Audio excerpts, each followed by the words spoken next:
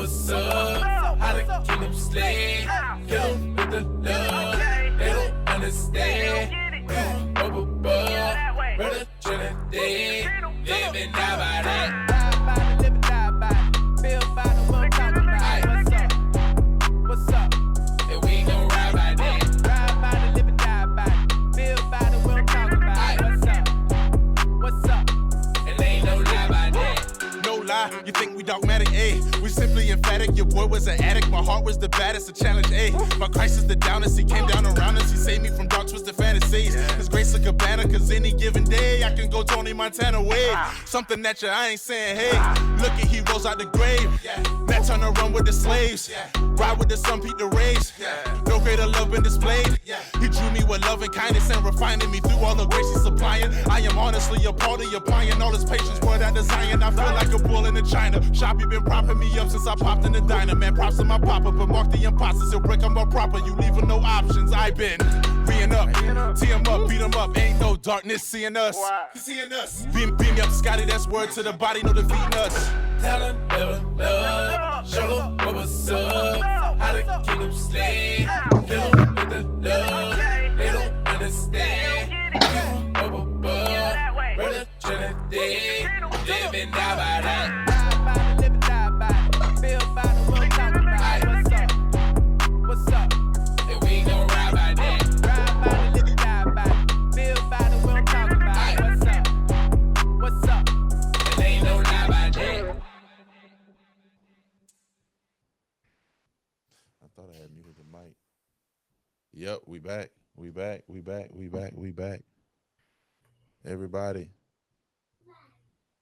Everybody, we back. Oh, we on. Oh yeah, we on. We on. What time is it? Let me hit the share button. Yes, sir.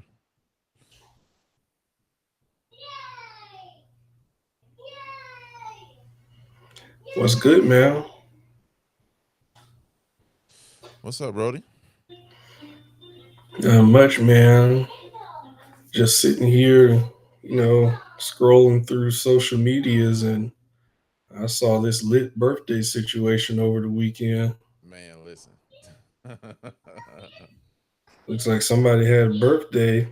Yeah, man. Well, yeah, it's upon us. It's actually tomorrow. I know, but I want to tell all the people your business, but just yeah. the parlay has happened. Yeah, I mean, because you can't really turn up too tough on a Tuesday, and so we did all of the B-Day celebrations on Friday, man, and it was just a blast. My wife, she did her thing. So many friends and family members, friends who are technically like family members to me, came out and celebrated, and man, it was just a good time, man. Turning 40, I've been in such a reflective space over the last, I mean, really like coming into the year knowing I was turning 40, but it's been intensified over the last like 2 months or so. Just being real, like I said, just reflective about where I am, where God has brought me, and what I kind of envision for the next 5 to 10 years of my life. Like, Lord willing, that I'm still around to put the work in for it. But man, I'm excited to be turning 40, bro. Like this past weekend was a crazy eventful weekend, because Friday, the day that I knew that my wife wanted to take me out or whatever, I woke up that morning and I could not move. Like I got into a really bad car wreck like 2 years ago. So I've got some bulging discs that I've been just kind of pacifying over the last 2 years. And so I was working out really hard last week and probably did some exercises that I shouldn't do and that I should know better not to do at this point, but did them anyway. And I woke up on Friday morning, man, and I could not move. Like, I have an entirely new respect for back pain. When your back is hurting, listen, when your back is hurting, you're no good to society. You're no good to anyone. And so I woke up Friday, back stiff, really couldn't move at all. And I ended up going to the ER and kind of going through that whole process which they were great. They got me in and out fast, wrote me some muscle relaxers, and so you know what a muscle relaxer do? It relaxes your it Tranquilizer. relaxes, yeah, it relaxed it. They gave it the right 2 days. It's a muscle relaxer, and so this was I got home probably like around 11, took that muscle relaxer only to kind of get up and start trying to get ready for later that evening, like around 4:30. And so when I got up, I was groggy, I was real lethargic, I really didn't feel like doing anything, but I could tell that my wife had planned something. So it's like, let me just kind of gather myself the best I can. And so going from that to the birthday party, which was super, super like just jubilation. And, like I said, like a lot of my real close, I mean, really everyone who was there was like a real close friend of mine. From that to turning around, babysitting it on Saturday, kind of resting a little bit, preparing, because then I preached on Sunday, and then Sunday night, like at 10 o'clock at night, I went to go see Superman at the movie theater here in town. And so I went from the ER to a birthday party to, head deep in the word to preaching to the movie. And so, man, this whole weekend was just like really, really eventful, man. Awesome, man. I actually ended up preaching Sunday also. And Oh, really? How was that? I did also see Superman last week. So if we need to Last take a week or moment, last night? last week. So like we went to see it on I think Monday with a couple of friends. So if we need to take a moment, we could take a moment for that. But preaching Okay, went let's talk well. about it. Preaching went very well. How'd it go on your end before we get to Super Ish Man? Yes, is correct. Man, it went great.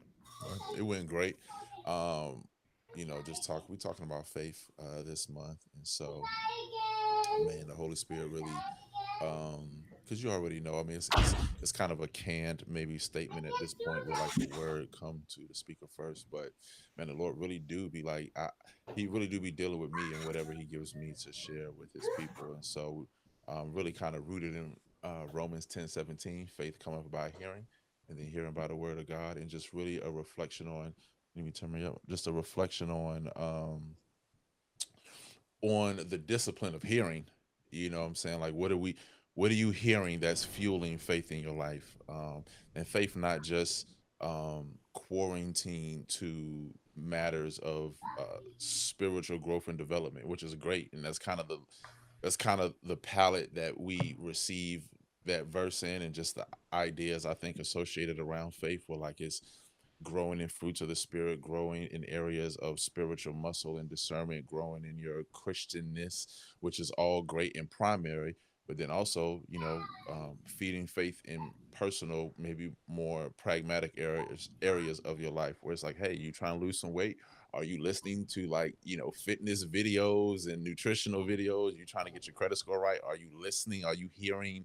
And reading and exposing yourself to areas of like financial literacy. So just like the discipline of hearing the word of Christ for spiritual growth, but then I kind of emphasize really the discipline and the intentionality about hearing what you need to hear to fuel whatever faith endeavor that you're pursuing with your life, whether that's relational, finances, of course, our spiritual growth, um, all type of things. So like hearing it just kind of applies to all type of things, man. So that was kind of the Gotcha. crux of it, and it was I believe it blessed some people.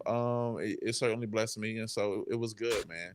I'm reaching a space kind of in my um, incubator preacher teacher phase where I'm really becoming more comfortable with the grace that God has given me. For a long time, I wanted to just like preach and emulate and kind of fashion myself in a way that I thought was like the way that the audience that I know I relate to would receive the word.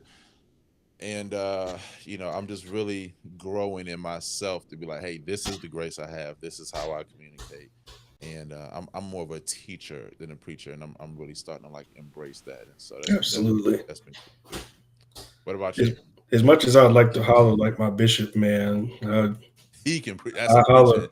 Yeah, machine right there. I get to holler for a little bit, but it's gonna be a lot of teaching when I'm up there, man. I Right. get to holler in spots. But we're doing like a family reunion series for the summer. That'll be coming to a head next Sunday. Um, but I kind of dealt with the space coming out of Acts 16, dealing with divine interruptions, Okay.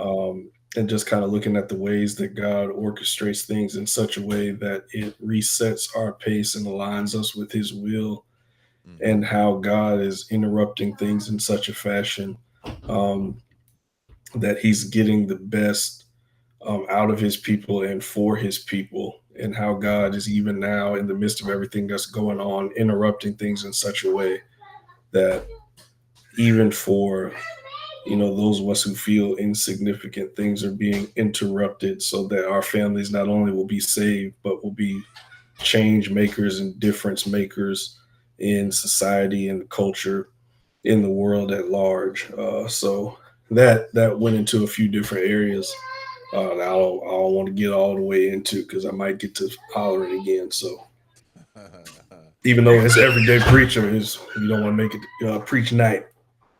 Yeah, I mean, listen, some of the titles that you came up for the show, all of them seem really appropriate. You know what I'm saying? If it were after service, then I might say, well, preacher, oh, preacher, you know.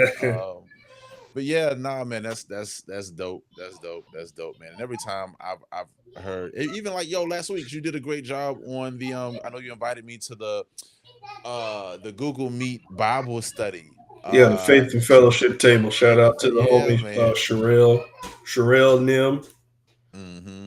Yeah, Mm-hmm. that was awesome, man. Awesome experience. I'll be back visiting there this Wednesday at Like nine. they got a when you say visiting, you talking about like a physical building or Oh no, like the it'll all Google? be online. I'm just going through to here because they'll be talking some things about marriage, and the woman who will be presenting has been married for 31 years. So I'm gonna get me a little wisdom, make sure I Mm-hmm. don't get kicked out the house. I'm trying to make it to 31 and beyond myself. So any bit of wisdom I can pinch off somebody else, I like to take Yeah, for anytime they sure, give it. for sure. How long you been married now? We just hit 10 years in March. Okay, So okay. we're just over 10 years, a little over 16 dating. Took me a while to get it together, but you know what I'm saying? I had to get a few ducks in a row first. Hey man, she stuck around.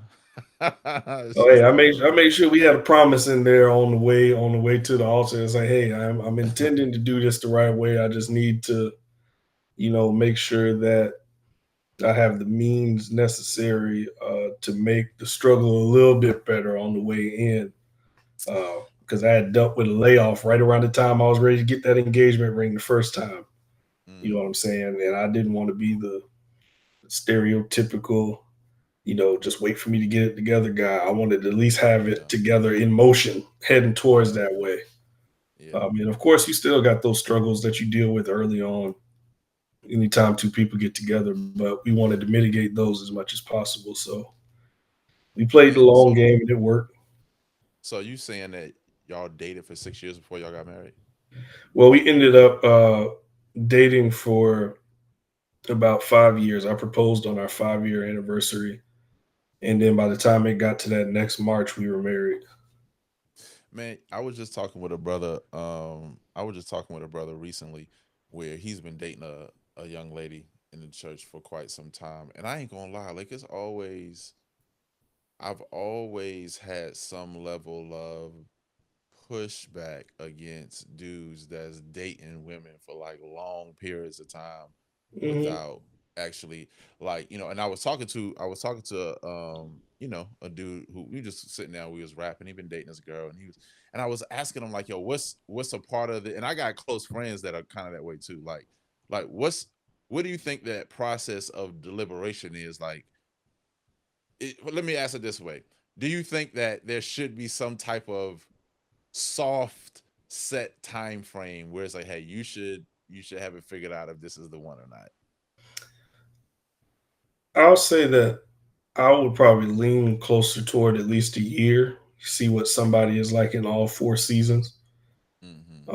Get a And let me couple clarify. holidays I'm talking in. about for like maybe like a dude that a dude and a woman that's dating. They like, yo, and we want to get married. Like they both are on the same page about getting married, but it just takes a long time to do it. Yeah, and it depends on the reasoning too. Like, say for example, my reasoning was more financial.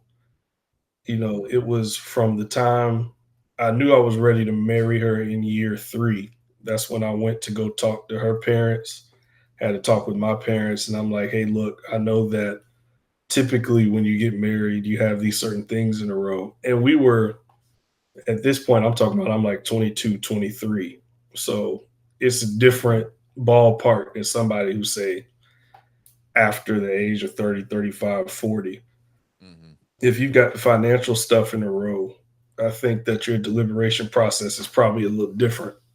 So let me just ask the clarifying question. How old are we talking here? Give me a range. Um. Okay, so because I know it varies. Like I'll give you my plumb line, and I'm gonna tell you what informs why. I'm gonna tell you exactly what I think, and then what informs it, and then kind of what my belief system is. At least what I'm instilling in my boys. When it comes to like manhood, I'm like, yo, one of the things that as I've gotten older that I use as like a quality of my manhood that I lean into is decisiveness. It's like, Mm. yo, I'm going to be wise enough to know when to take time with a decision. And then I'm also going to know when I need to make a decision fast. Like one, and it may be a small thing. This is probably a small thing that probably doesn't matter to anybody but me, which is fine.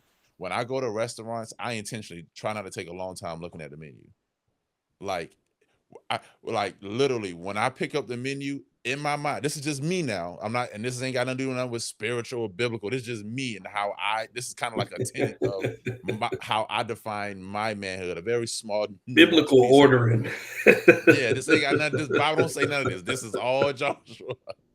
When like I'm being serious though, like when I go to a restaurant, I try to spend more than two, maybe if it's like I'm at the Cheesecake Factory, I try That's to the spend only more one than that's going two. to trip you up Yeah, because that's the the one. menu That's is why I so pick it out. vast. Cheesecake Factory is an outlier. Everybody's We going to just going to take put the 70 minutes cheesecake to over here to figure the out what side. they want. It's But just, as a general rule of thumb, like when I go into a restaurant or I go into like any type of place where I'm ordering food, like 2 minutes, 3 minutes, I know I'm going to, if I don't know what I want, I'm going to intentionally just pick something that, is close enough to what I feel like my appetite, wants at that moment. Cuz to me that's just like when I see men like taking long times to make decisions, I'm like, and obviously like it depends on what we're talking about. Some things do require wisdom and prudence and really like assessing, but when it comes to like relationship stuff, particularly for like a man and a woman who says like, yo, I want to be married, and marriage is something they both agree is a finish line at a to be determined date, I'm like, yo, for a man, and I don't put an age as a qualifier on this, like a year, mid 2 years, 2 years. I'm like, yo, 2 years. Because this my reasoning is this: as a man, I'm going to be intentional. I know what I want, I know what I'm looking for. Let's just keep it a buck. I don't believe in the one. I don't believe in like, oh, that there's one soulmate out there. No, does who X individual meet the 10 like non-negotiables that I have for me, and then everything else is like I gotta work with it. I gotta, if a person's being is made up of 100 different things, like yo, there are 10 things, and I'm like, yo, these are non-negotiables. Our faith system, how we raising kids, money, your family trauma that I may have to, deal with, um, things like that, right? Maybe politics if that's important to you. I'm like, yo, it shouldn't take longer than 2 years to figure that out about a person. Do you want kids? Do you not want kids? Half the stuff, I'm like, yo, you can figure that out within 3 months. How do you, or, like, so all the peripheral stuff, I'm like, yo, because whoever, and you and Bird, you know this, whoever you marry, they're gonna be different 10 years from now anyway. So it's like all the peripheral stuff that's like the aesthetic and all, I'm like, man, that's gonna change anyway. So it's like, yo, the 10 things that hopefully are just like foundational to who you are as a person, man, give me a year or 2 years to determine if that's the case. And after that, what we waiting on? What we waiting on? You know what I'm saying? Because you can't tell me you with somebody 2 years, y'all not having sex. You can't tell me you with somebody 2 years, y'all not commingling finances. You can't tell me you with somebody 2 years, y'all ain't met each other parents. And so if y'all doing all of that, like integration with your life, what are we talking about? Once again, this is for people who both have marriage as a finish line, but they're like, at some date and time when I figure it out. I'm like, how long is it going to take you to figure it out if that's both the finish line that y'all want? I'm not talking about people who like, yo, we don't even want to get married. That's another whole conversation.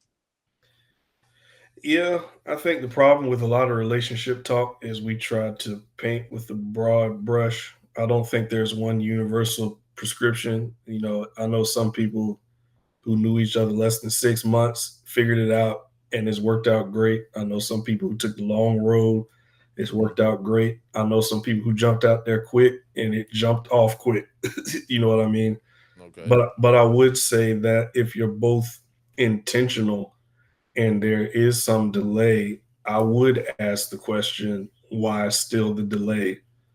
Okay. Why haven't you moved at least towards engagement? I know in my situation, the delay was purely financial because I was still in my mama house.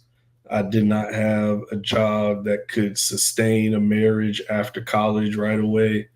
Um, and part of it was getting over my picture of where I saw, you know, where I saw my parents at. I had to learn that they worked to get there over several years. Like they just didn't wake up, where they were when they had my sister and I, but it took years to build and get to there. So Hmm. once I started taking intentional steps towards getting there, I started to see, okay, we can move at this pace and, get this thing rocking. But I would say I knew I intended to marry her before year 3. I had And an experience. go Go ahead, ahead. Go bro. ahead. No, you go ahead. You good. I'm good. No, I had an experience. And I know we totally off topic tonight. 'Cause we supposed to be so we'll move away. But I had an experience that really. So I used to work for this bookstore, and I used to work next door to some really like devout Muslims, and I'm not, like Muslims who take the pilgrimage every year to Mecca, who close down their shop at the same time every single day to go in the back and pray and wash their face and do all their rituals.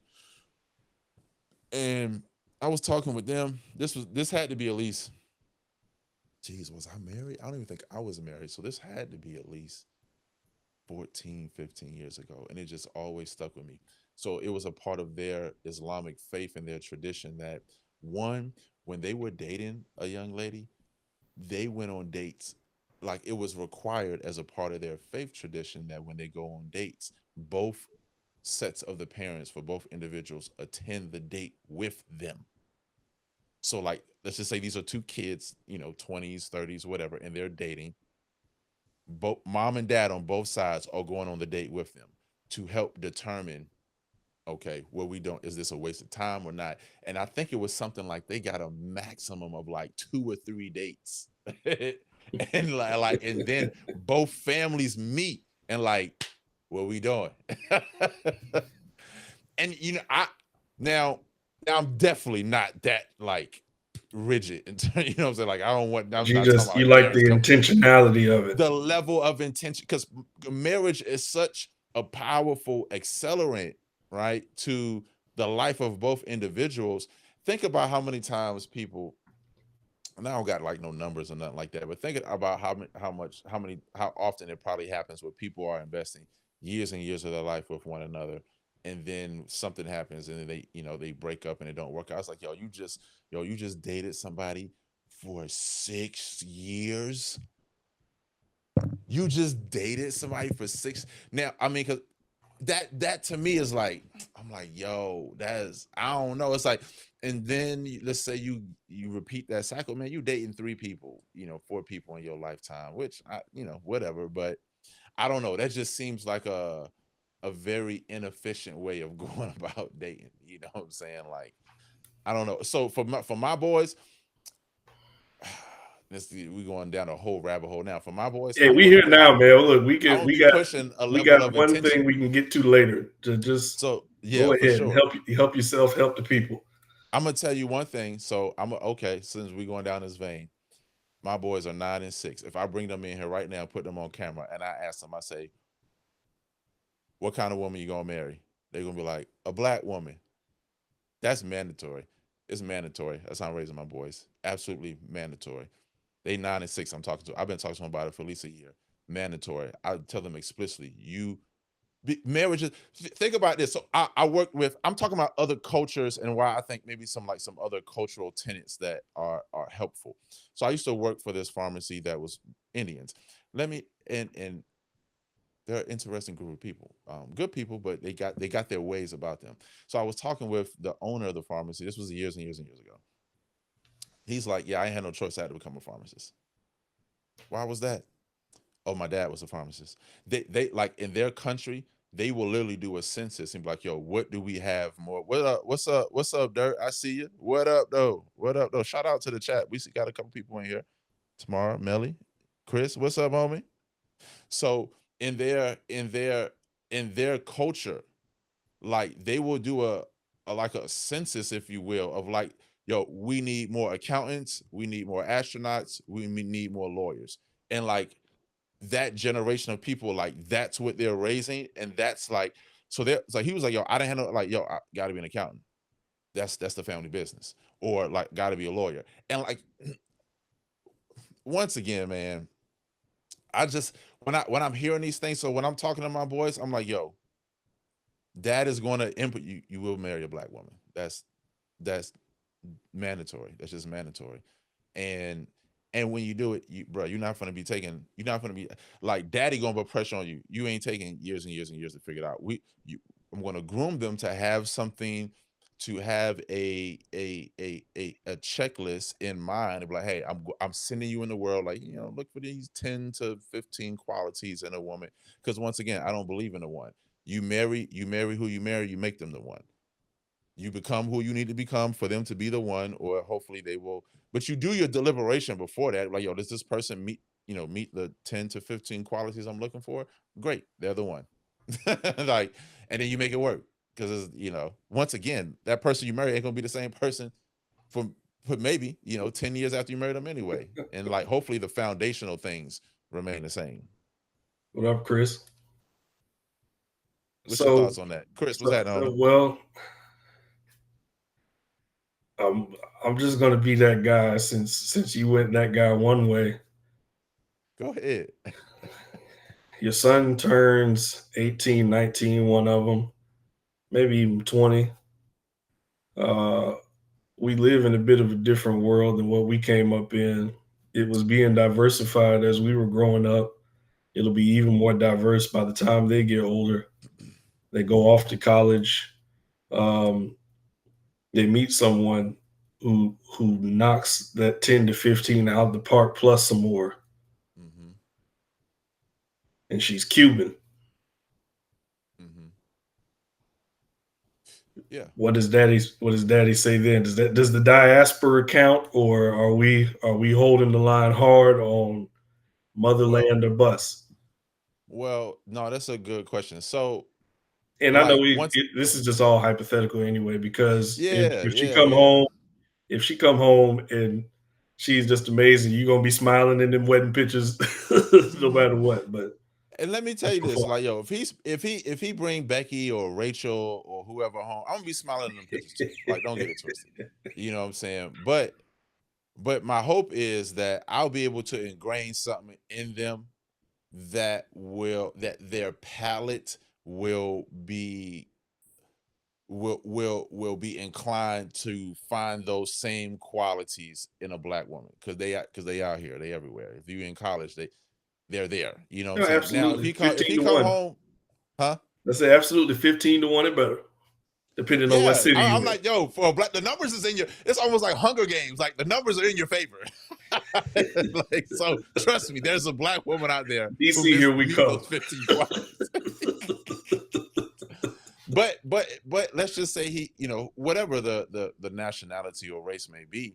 But my thing is, I hope that I'll be able to instill, something in them over the next decade that like I said, just inclines them to look for those qualities in a black woman, and to know that the intention behind doing it, dad's intention behind fostering it and nurturing that notion in them, is one that is a sentiment they'll care about as it relates to just like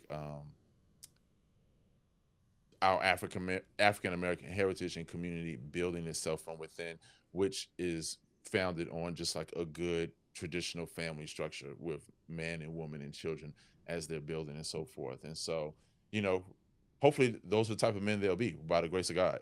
And if they're not, once again, if it's Becky, it'll just be I will. it'll be a half smile. It'll be a smile. Oh no, it'll be a It'll be one full. like, It'll be a full grilled up smile. But either way, I will say what's impressive is that you have a standard to which you're raising your boys, oh, and 100%. what is sad about the times that we live in is that standards almost sound oppressive to those who hear them. 100%. So But this, like, and that's why I referenced my friends who literally I just saw them yesterday. I was at the mall because they own a few clothing stores here in Central Florida. Like their family's thriving, and like you said, it may sound repressive or rigid but like man, these are values that other cultures and faith systems live by, and they're thriving under them. That level of intentionality, you know. So and if we yeah, keep it a buck, there's some segments of our faith system that live the same way. They just don't make it across the aisle to us sometimes because there are a lot of people who you see who are captains of industry, who are government officials, who have been groomed to be so from the time they were children. hmm But we don't always get that same level of, and I know grooming isn't the best word to use. They're raised to be that. yeah, 100%. No, I They think grooming is a studied a perfect word. certain curriculum to hmm where a lot of our curriculum makes us cogs in the wheel. They learned how to make the wheel. Yeah, In other words, yeah, they were raised to be leaders and not necessarily employees. and Um, and the conversations around who the conversations around who is permissible to marry or not may not be as explicit as I'm like sharing right now, but it's understood. Now somebody whose dad is over CEO over Fortune 500 company, he better not bring Bonquisha home. He know that. Now he may, man, you finna get me talking crazy. He may have, you want to experiment, but don't bring her hey, home. man, look, it's your Don't bring birthday, her man. home. Go ahead and let it. And Go I'm ahead and not let it saying that out. that's Take us to okay, the but next. it's understood. Okay, man. Let's get to what we actually said we was going to talk about here, man. So, in spite of just kind of joking and laughing, today is actually, man, a really, really kind of somber day. Heavy, You man. know, Heavy. with the news of Malcolm Jamal Warner passing through accidental drowning as he was vacationing with his family, and admittedly, um, so I was born in 1985, and the Cosby Show was first aired in 1984. And so the younger years where I would have been exposed to not only Malcolm Jamal Warner's character on that show, but just to the Cosby family in general, was like just a little bit before I was like cognitively like watching TV and able to understand what was going on. But I remember I remember him mostly, actually, funny enough, from that show that he did with Eddie Griffin. It was on like WB or something like Yeah. that. I And I saw a remember post his from Eddie character. Griffin as well today. Yeah. And so I remember his character from that show more than I remember his character from the Cosby Show, believe it or not. And just things that I've over the years kind of seen about him in the news and just on social media, man, just how solid of a brother he was. Like, and then obviously kind of like in preparation for our show tonight, I'm going back and watching clips and different interviews and things like that, man. Just a really solid brother. And it just the shock of his passing, man, because he was really just like really, really young. I know you sent me a clip him on Cosby Show, and you kind of referenced another episode, and so I feel like you probably have more experiential kind of memories with his character and just kind of his life than I do, actually.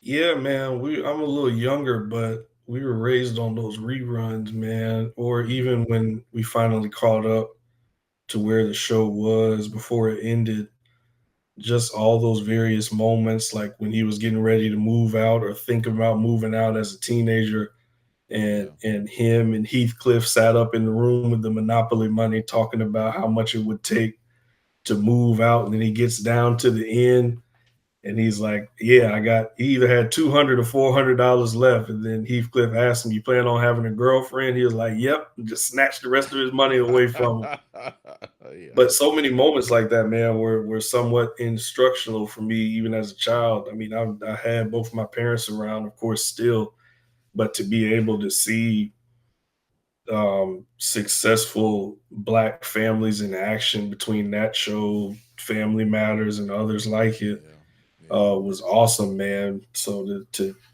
just to see someone who you kind of grew up with gone like that is sad, man. He's almost like the cousin or uncle who you used to see Hmm. from a distance, but it's just like he's always been there throughout your childhood. He's like a central figure in Yeah. all those Yeah. shows that we used to watch, man. And we kind of grew up with him. So You know, it's sad to see, feel for his family and all those who were yeah, closest to him man. more than anything. Yeah. I mean, you just imagine like, it's a family vacation. You going out. This is a time to set apart to kind of relax and build memories and stuff like that. And then something tragic like this happens, man.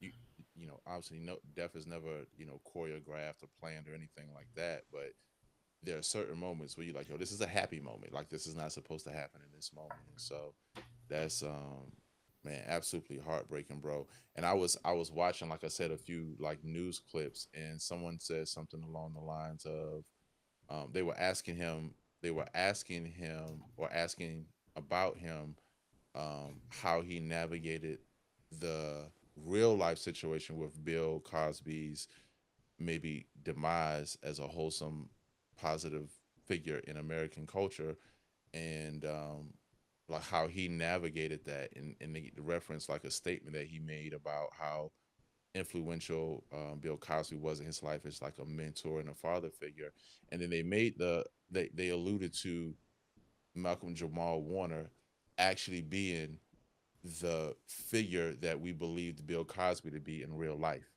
Mm, which I was like, wow, like what we thought Bill Cosby was in real life just because of his portrayal as that character on the show. Like Malcolm Jamal Warner was actually that in real life in light of Bill Cosby's, um, you know, missteps and mistakes. And I just thought that was really powerful because even though, like I said, even though I didn't directly connect with the show while it was live, and I feel inspired to go back and watch reruns and just kind of maybe grab the sentiment of what that show meant after the fact. But I can still grasp what that figure would have meant for the black community during that time. And the fact that if Malcolm Jamal Warner was the actual embodiment of that, like how important his life was, to so many people. And so obviously outside of his family and friends. And so yeah, just heartbreaking stuff, man. And once again, me just, hitting 40, and I'm looking at this brother at 54. Obviously that was something that wasn't like a natural occurrence and to be expected. It still does put a level of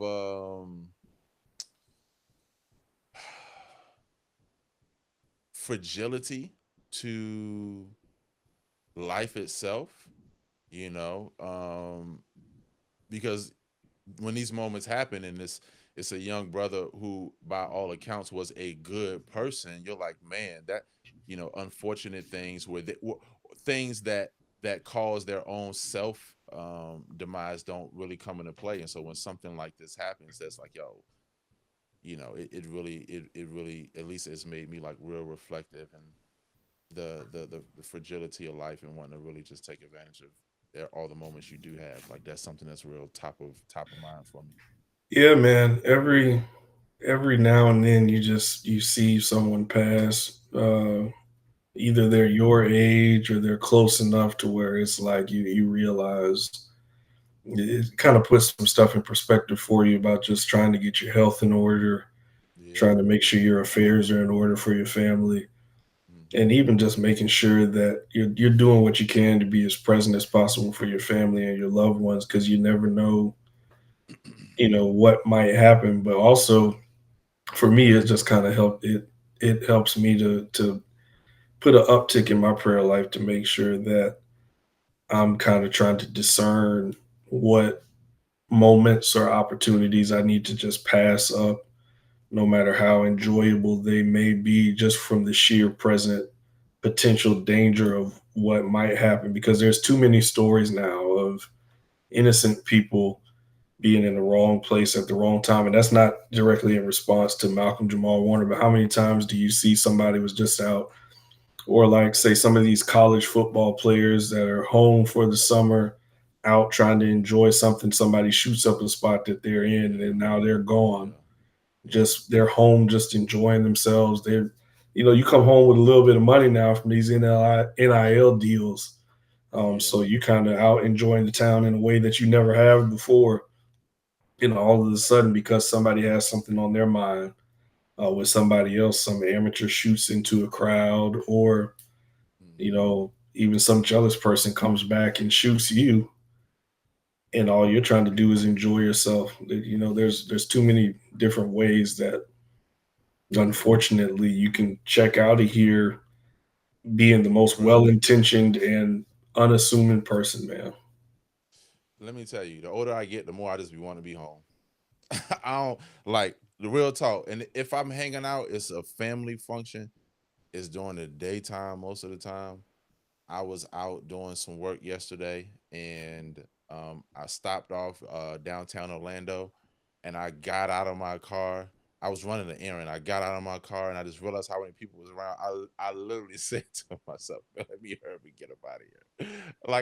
And for no reason at all. It's like, yo, it's just too many people moving around. Let me just Yeah, get out and of here. and you know what the sad thing is, if something were to happen just because of where you were, with no sheer detail about what you're doing, one of the first questions that will be asked about What are you you after doing down there? what you was doing downtown. And Right. downtown is a place that has many other things to offer than the Oh, stuff that we 100%. used to go down there for.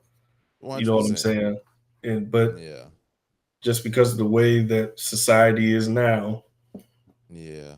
you end Yeah. up getting painted the wrong way for being in the wrong place at the wrong time. Yeah. Yeah. Man, definitely rest in pretty peace and prayers up for the good brother Malcolm Jamal Warner and his family.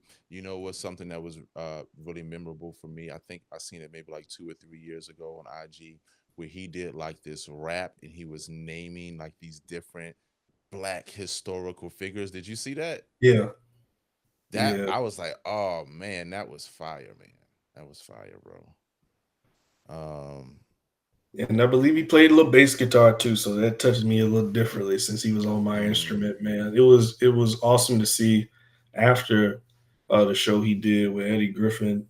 Like they would do mhm. different little band scenes in there, and then afterward discovering that he actually played instrument. I was like, oh snap, that's Yeah, because I think he that's won like dope. an Emmy. I think he won an Emmy for some type of role that was centered around instrumentation. It wasn't like acting. Like he won an Emmy or he won some kind of award, but it was specifically for like his work with the instruments or some type of instrument.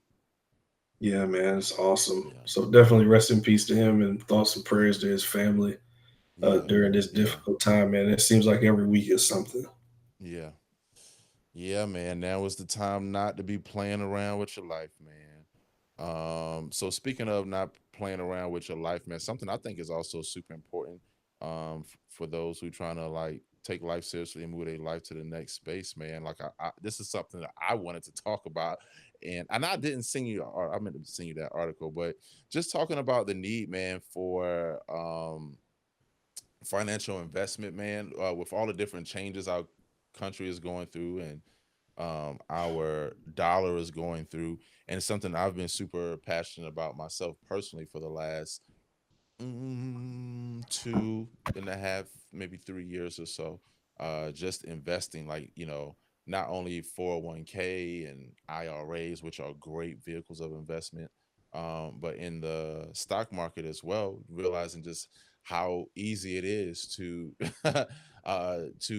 be your own broker. You know what I'm saying, and invest in the stock market. I've been following some really good channels on YouTube and buying courses. I bought the Wall Street Trapper course. If you're familiar with him, or if Yeah, anyone's familiar with yeah. Wall Street Trapper, bought his course. Life changing, life changing. I ain't gonna lie, I paid $997 for it. This is the best $997 I ever spent in my life. Wow. Absolutely life changing. Earn your leisure. I will be in Atlanta for Invest Fest next month. So if you want to roll, let me know, bro. I'll shoot you some information. I think it's like Awesome. August 22nd or 23rd. But I already bought my ticket. I ain't bought my flight yet, but I will be in Atlanta for Invest Fest. And so I wanted to just kind of like highlight, bro, like a couple of companies, man, because so what is happening based on just the changes not only in the marketplace but the way that the marketplace does business. Obviously AI, we hearing it all over the place, and people, chat GBT and all these things, and people are trying to still, I think the common person is still kind of like trying to wrap their minds around what AI is all about and how it's going to change the world or change their life or change their function at their job or change their job entirely. And so the one of the premier companies that's behind this AI revolution is Nvidia. Um, it's basically like a company that makes chips, Yes, semiconductors, sir. and these chips really power a lot of the function of AI in terms of compute for these data centers and computer systems and cloud management and stuff like that. Um, but yeah, so bro, you do any investing? Like I know we talked about a little bit. I'm more at the level where somebody gives me a good tip and I try to throw some money at it. You know what I'm Hmm. saying? Um, I'm not too well versed in a lot of it. I just kind of try to follow whatever trends or get whatever leads I can in a legal way. Praise the Lord. Hmm. To Hmm. try and get ahead, man, or get caught up. Just Yeah. because I haven't always followed the market as well as I should, so I'm trying to gain knowledge. I'm really at the beginner phase. So if somebody shoots me something on some crypto, I try to get a little bit of crypto. If somebody sends me something with some information on forex, to try to get into forex, and then of course I have a stock arm as well, where I try to allocate some funds to grab some stocks and let them sit there, see what they do, or watch the trends to see when I should trade and everything. Yeah. No, I mean, bro, that's dope, bro. And so like what's happening, like what's really happening right now is the like remember when the internet first hit and everybody like the dot-com bubble, like it's happening again. Like it's a new like industrial revolution. And so man, I'm not gonna get all in the weeds 'cause I ain't no stockbroker and don't be taking no stock advice from me. I just know what's working for me. So, I'm gonna name just a couple of companies. Maybe people can catch it on the replay and do your own research and look into it. Because I will tell you this, because I looked this up before our show. Like the general forecast for the whole kind of AI industry is set to like 5x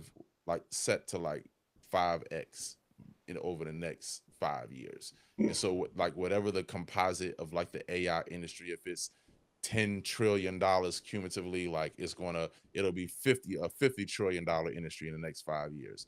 And so like there are a lot of companies associated with building out the infrastructure for the AI revolution in the industry. And so that people should definitely be looking into it and participating in it, because there's going to be a new crop of wealthy people who will be made and made even wealthier based on this boom. So if you're not on Nvidia, go check it out. If you're not on Palantir, go check those companies out. Vertiv, go check that company out. GE Vernova, which is a energy company, go check it out.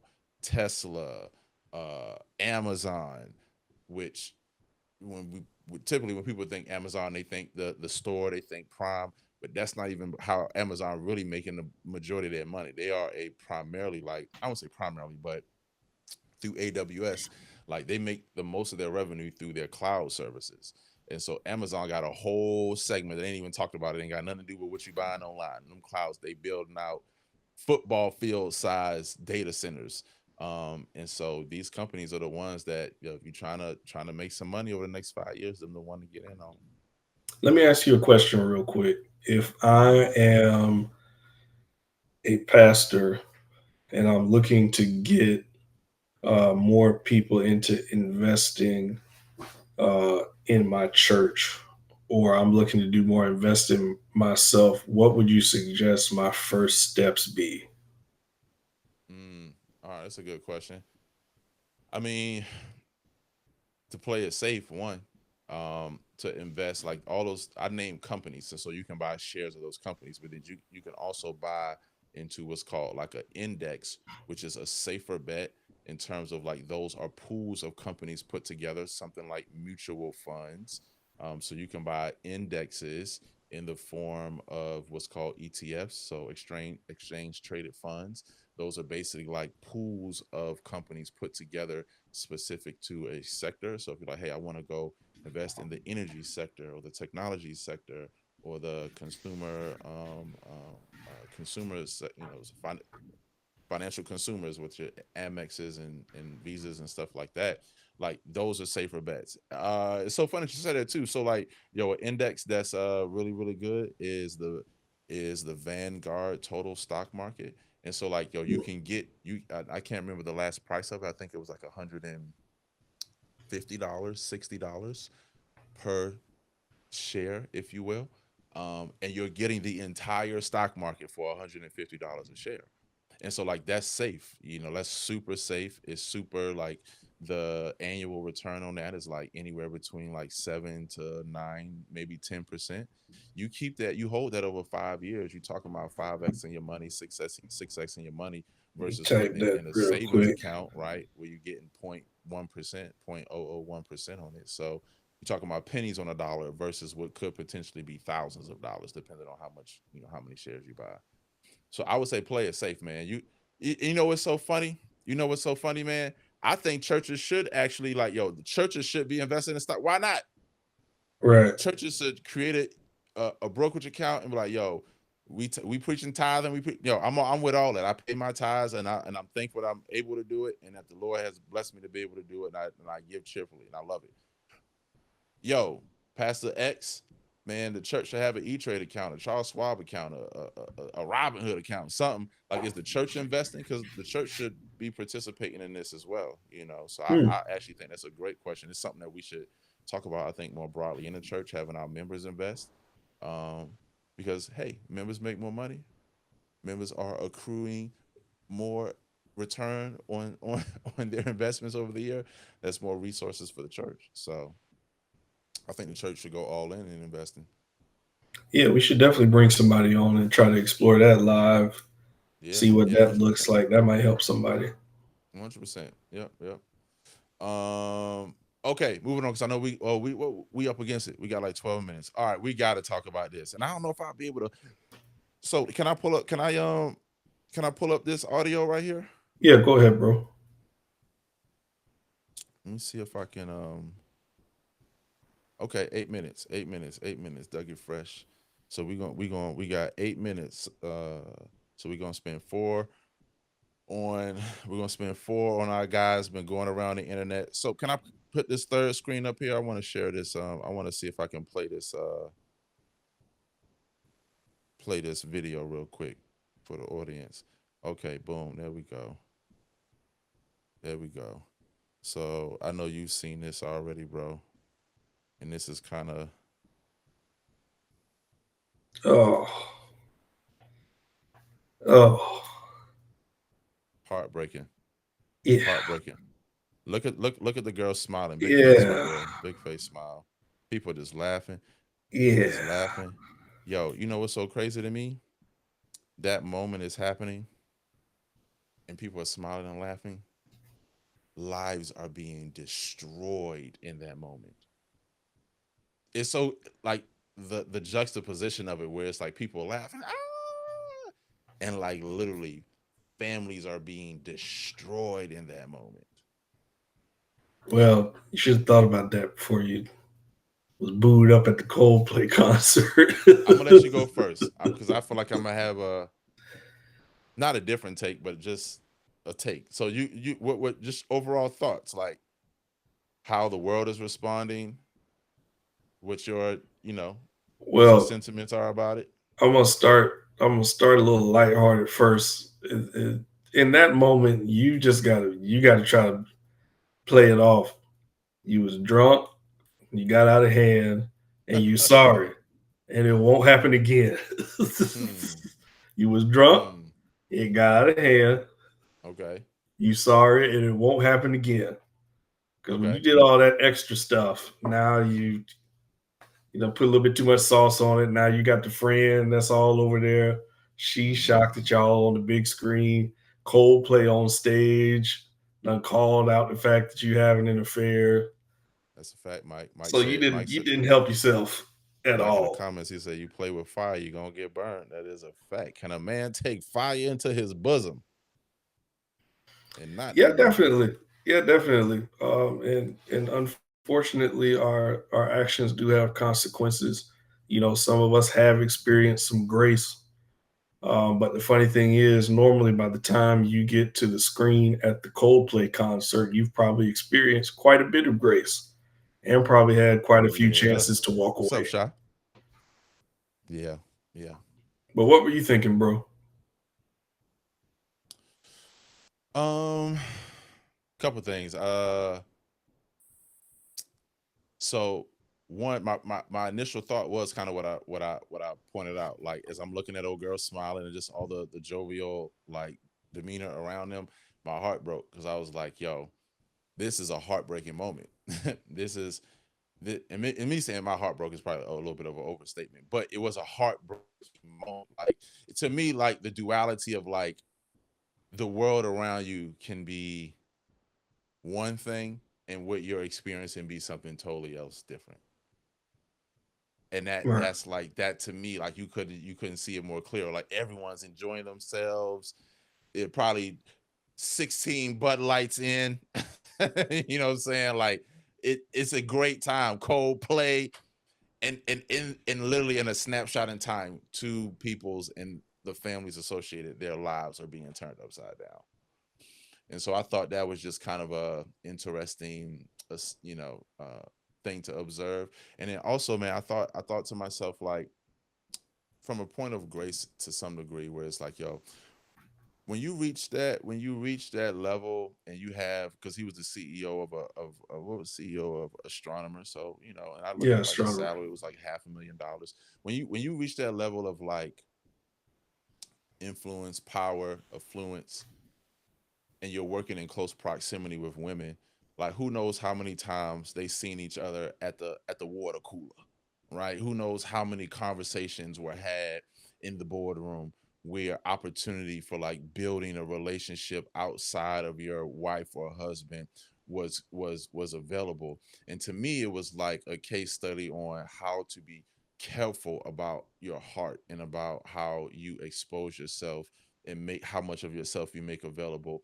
um, in spaces where you're bound to be having interactions with the opposite sex, because maybe an assumption could be made they maybe didn't think that was going to happen day one when they came out of the interview process or whatever. But just proximity with a person, you crack a joke, maybe you're having a bad day or a bad week or a bad month or a bad year at home with your wife, and now Susie is at the water cooler, and it's all like I have not grace in the sense of like overlooking for a person, but I'm like, I can see how. I can see how. I can see how. I mean, and I'm reading into it because I don't know these people obviously, but it's like, Right. I can see how. Like she was the CEO of people or something like that, and he the CEO of the country. Like they on teams calls together, they doing company retreats together, they at the boardroom meeting together, you know. And I'm not excusing it. I'm just my first knee jerk reaction was, dang. Yeah, I said I he didn't understand where you're protect coming himself enough. from. He didn't protect himself enough. You know what I'm saying? All right, we And got. I think I would have one It's gonna level cut of us off. understanding. I You got you. say Can we get five? Okay. 5 minutes. 5 minutes. 5 minutes. We we respect good, bro. I everyone's was time. just gonna say, hey, look, I would have one Please go level of ahead. understanding if they were caught in different circumstances, but you Hmm. built up a level of boldness to be Yeah, hugged now up. that's wild though. Now you playing. Now you know what I'm saying? If you got, you know what I'm saying, if y'all left the TGI Fridays at like one Right. thirty p.m. Right. and y'all just a little bit too hugged up at the Fridays, I might be like, Yeah. dang, man, he probably hit her with the I'm hungry, you hungry, we might as well eat together. Right. But you VIP at the Coldplay concert, Yeah, you flagrant with it, bruh. hugged up to one of their slow jams, and then the kiss cam come on, and now you got to duck. And you gotta know for whatever money they making, they bought the premium seats, right? And if the cam gonna be on anywhere in the arena, it's gonna show on the we want to get the people what they paid for. We want to get a premium people the attention they paid for. Yeah, That's almost the equivalent of the cherry row at the Usher concert. You got to know you gonna be on camera and something inappropriate is gonna come up. You know the cherry row, the one that you don't want to see your old lady on. I know of the cherry row. Same row. I don't know the cherry. The same row, different artists. Yeah, I mean that to me is like, yo, once you and you said this, man, like, and the Truth had a lyric like this, like, yo, what ended up as a puddle started out as a drip, something like that, right? It's like you don't get to the Coldplay concert on the first date. Like, there was grace given upon grace given, and that now you continue in that for so long. I ain't never gonna get caught. Man, Coldplay and so it does. You get to a point where it's like, yeah, covers got to be pulled back off you, bro. And so, but it ain't even no cover at the Coldplay concert. That looked like open air, just outside. My heart does go out to like the family though, man, because that's a heartbreaking situation. And I seen Aldi of all people run like a ad where it was using them as like a meme. It was like, "Are you tired of hidden fees? Come to Aldi." I was like, "You wildin', Aldi. You wildin'. I'm never coming because you did that." There was a couple mascots at a baseball game that reenacted it on the Kiss Cam. The mascots stuff like did that. I was like, "Oh, this is nuts." Can you imagine that? Imagine what they're going through, and the world is making a mockery. I don't even mean to laugh. I mean, it's funny. It's sad, but it's funny. It's heartbreakingly funny. It's funny. Though. It's sad, but it's also funny. Okay, real quick, because we gotta go. We gotta go. Let's talk about Red Lobster. Let's talk about Red Lobster real quick, dog. Because you came off, you, bro. Why you hate Red Lobster, bro? Incorrect. Why you ain't with us? Why you ain't with us, dog? Not gonna let you do that. Why you ain't with us, dog? Not gonna let you do that. You gonna make me pull up the screenshot of your post. Why you ain't with us, dog? He ain't with us, y'all. He ain't rocking with Red Lobster. You are the one who threatened that the food better be good. I am the one. Have expectations. I am the one. As I do when I go to any restaurant. Has been asking people to give the brother a chance and some time to get it where we need to get it. It is people like you who have been getting on here expecting a level of perfection right out the gate, or you gonna get online and kick the brother's back in. You a lie. No, you a lie now. I'm not gonna let you do that. You might as well be Plies' secretary. You a lie. Listen, y'all go down, y'all look on my feed, my commentary or my review of my experience at Red Lobster was very gracious and very, very measured. Now, what I did say to you is the only thing that I actually did harp on is those seafood bags. The seasoning wasn't what it was supposed to be. And it's not that I'm even mad about that, because it's a chain restaurant, like it's a commercial chain restaurant that's not gonna overseason stuff. The only reason I had a gripe is because, bruh, we all know the black dude's at the helm, and when you say you got seafood boil bags, you know you dog whistling the black people. Hey, y'all, I got work over here. And so when you dog whistling the black people, you know we gonna come because you there. And so you gotta at least make sure the seasoning right, because you know that's expectation we come with. The service can be subpar. I get treated like very badly at other restaurants. That's fine. Just make sure the food good. The service can be subpar. The prices can be the prices. But if I came here for what you know I came here for, you better deliver on what you know I came here for, because you both know why I'm here. Well, we both know why I'm here. And so that was my only thing. The biscuits was fire, as always. Red Lobster's always had the biscuits on lock. And the seafood bag, it wasn't bad. It just was like very underseasoned. And I was just disappointed. It was like, bruh, you know I came because you here, and Let me ask you. you Let me know ask you you a quick supposed to question. be. Let me ask you a quick question. In which other restaurant do you hold the CEO responsible for the recipe? You know what? That's a good point. That's a good point. But listen, he on the Breakfast Club, he talking to us. He know it's almost like Marshawn Lynch when he's with the Seahawks. I'm just here so I won't get you came on that. You know who listen. And you know when you show up talk about seafood bags, you know what that means to our people. You know what that means to the culture. So don't. That's the only thing. Other than that, I'm not holding him. Okay, so Honestly, I give they him big still props. so they need improvement. He listened and is making more improvement, or telling his company to make more improvement. And I think we should And just guess give what? him time to do that.